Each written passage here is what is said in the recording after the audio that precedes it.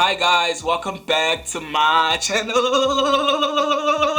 So today this video is going to be based on what an influencer is, the different types of influencers, the different levels, and how the influencing game in South Africa has changed.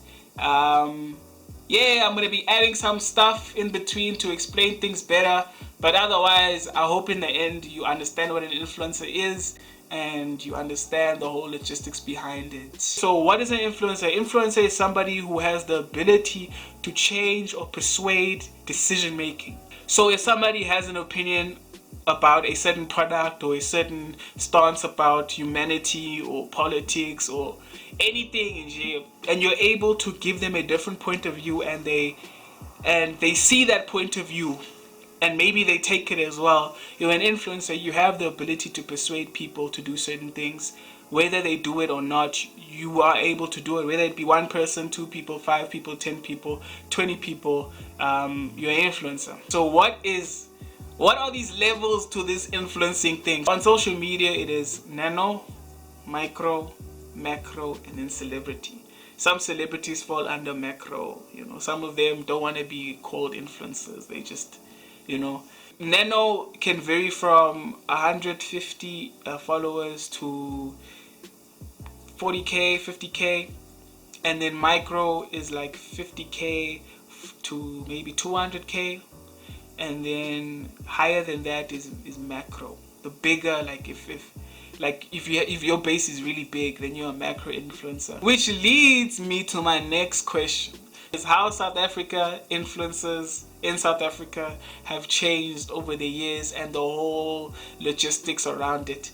So like I said, again, this is from my personal experience. Don't quote me on anything, don't take me out of context. This is how it works. So a PR company comes and then they recruit influencers on social media, whether it be on Twitter, Facebook, or Instagram, and then they open a group, and then whoever wants to join that group, they join it, they click the link.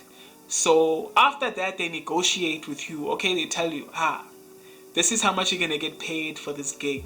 If it's a month, maybe they're gonna say $1,000, or if it's 2 weeks, they're gonna say 500 rand, anything. Or if it's one day, 100 rand or 200 rand, But this is the thing. In the past, from my experience, everybody was grouped into one thing. So whether it be 50k, 100 followers, everybody was paid kind of the same amount if you joined the link. So if you join the link, it means that you're interested in what they're going to say.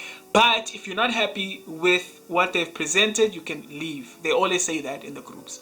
So what's happened is that people have become smarter. More influencers have grown. Okay, if I can say, more people have grown their social media accounts in order to be part of these promo groups. So if you notice, in 2017, 2016, people were starting to notice what really promo Twitter is about.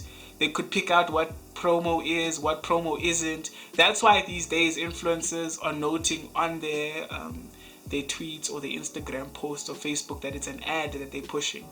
But in the past, they just push it and then they'd not say it's an ad. Cause usually companies don't want you to put that ad thing there. They just want you to push like it's an organic type of thing. In the past, it varied. So some companies pay 50% now and 50% at the end of the campaign, and then other companies pay at the end of the month, or other companies pay before. It just depends on who you work with. Like, nothing is wrong. But the thing that has been getting a lot of people is the scam of people asking you to post things and then they don't pay you. So it's happened over the years, whether it be club promos, events, brands, it varies, There's this thing of people not being paid. The reasoning varies. Some people say no, they didn't do the work that they wanted. Some people, act bougie and ghost. Some people just are weird. And I've experienced all sides of that. People that don't pay, people that still haven't paid today for stuff that I've pushed. And it happens. I think if you're an influencer and you've been part of those groups, you've experienced that at some point or the other. So how influencing has changed in South Africa, what's happened is that brands have developed systems where they don't look at your following.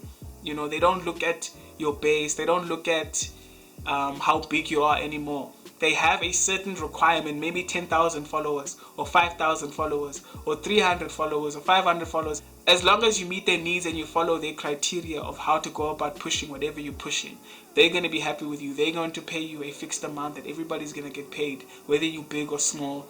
That's what's happening now. That's what we're moving towards. Because there's this thing of, I'm not going to say all of the influencers or all of the celebrities, but the higher you go, the more money you demand. So if you don't get that money, you don't put 100% effort into your work, right?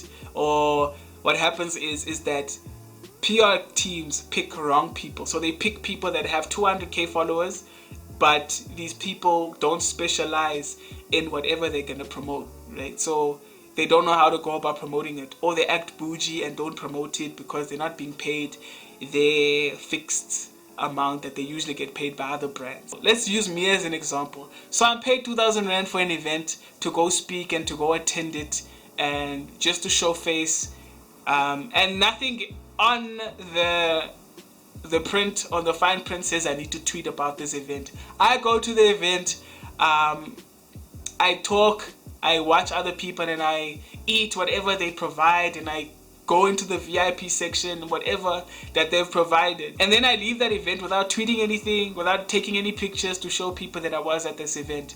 That's where the big problem comes. You know, that's where miscommunication comes, because some things that you would have normally done when you were up and coming as an influencer, like tweet without being asked to, you are expected to do without it being on the fine print. And then when they asked, why didn't you tweet about it? And they say, no, but it wasn't in the contract, or it wasn't in the fine print. And that's motivated businesses today to go and recruit people with 10,000 followers or 5,000 followers or 1,000 followers now, because those are the ones that put a lot of effort and concentration into the content that they put out, and they don't make the mistake of fumbling the bag. Because you accepting 2,000 Rand to attend an event and speak and also tweet will put you in good strides in the future when you go about other campaigns with this brand. Like, it's obvious. Like, if you do good things to a brand, or you impress them, or you go the extra mile, it is expected, or the noticeable thing would be for them to put you on the other campaigns because they can see you going the extra mile. So yeah, that's the whole gist around influencing and how they go about getting paid, how they go about getting recruited. I will say that most WhatsApp groups that open for influencers to get recruited, it happens in the first 6 months of the year. You know, people get recruited, and then those influencers that get recruited, some of them stay in those groups, some of them leave, but the core of that group promotes throughout the whole year until December. And then next year they could recruit new influencers for separate gigs because they have other objectives, obviously. But yeah, guys, that's basically the whole gist around influencing. There's negatives and positives about it. There's a way to finesse the game. Okay, so a major tip from my side, if you're up and coming influencer, or you're already kind of an influencer already and you've established yourself and you're still growing, you know, into a bigger base, take these gigs that you are comfortable with, that you know about, that you can input your knowledge on.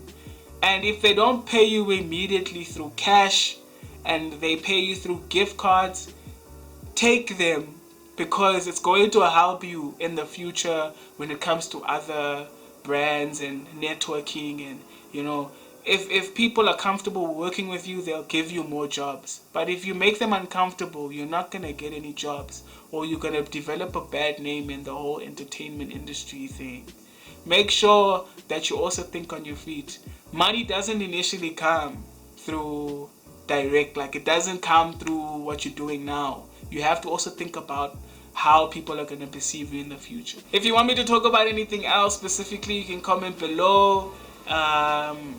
With the topic specifically, don't give like a broad thing, because I don't want to make videos long, bro. But yeah, guys, see you guys in the next video.